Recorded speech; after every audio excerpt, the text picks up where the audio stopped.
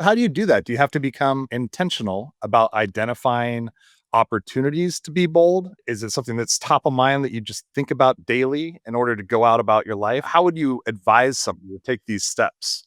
So daily is the way to approach it. Do something that makes you uncomfortable every day, but it's manageable. And wherever you are, don't worry about how bold other people are or how confident they seem. It's where you're at. I created a whole bunch of exercises. The last third of the book is exercises that are various tiers of building your boldness muscle. But it's based on the principles of how improv comedy is taught, which is people go like, how can anybody walk on stage and create an entire scene based on one suggestion? They didn't start that way. Improv comedy starts non-verbally in the training. And so if you just don't feel that comfortable around people, then you need to smile at 5 people a day.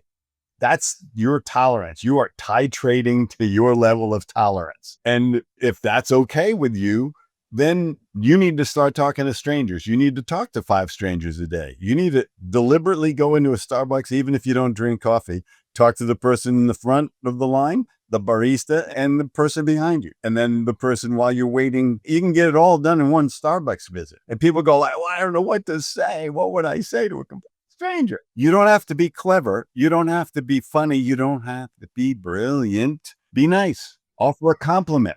Say, hey, Mike, great beard. I wish I could grow a beard like that. And with no intention of it turning into a huge conversation, you're just offering. You're doing a drive-by compliment. They feel good and you feel good. You're going around sprinkling fairy dust.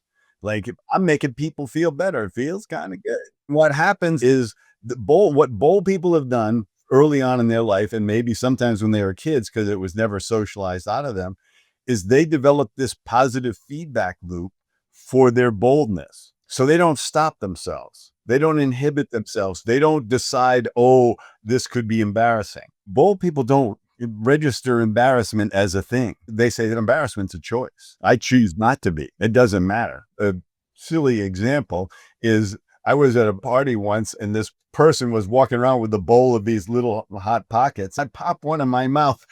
It's spectacularly hot. And I immediately spit it right back out into the bowl. Now, I could be embarrassed about that, except everybody found it ridiculously hilarious. But that was my reaction. And they made fun of me and everything for doing it. But come on, I spit food back into the serving bowl.